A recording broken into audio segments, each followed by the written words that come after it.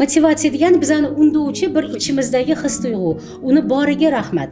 Chunki u bo'lmasa odamzod ancha dangasa ham bo'lib qoladi. Faqat uni to'g'ri yo'naltira olish kerak va uning uchun ya'ni o'sha motivatsiya xohish degan narsamiz bizani undovchi narsa noto'g'ri joylarga ketib qolmasligi uchun o'sha rostdan ham bizani o'sha qalbimiz ham ishtirok etishi kerak, shaxsimiz ham, lekin o'sha yana bitta muhim tomoni boshimiz ham ishtirok etishi kerak. Ya'ni ba'zi vaqt biz bolalarni urishganda ham boshing bormi, nima bilan o'ylading deymiz-ku.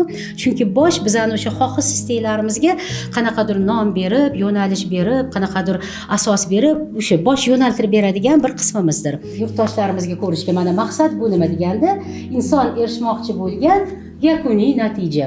Ya'ni orzu bu bizani deylik, qatgadir his-tuyg'ularimizni qituvlab, bizda qanaqadir xohish, istek uyg'otadigan narsa. Mana farqi shu. Maqsad shu xohish istegimizga qanaqadir aniq nom berib, yo'nalish berib, xohishlarimizga yetkazib olib boradigan aniq ko'rsatkichdir.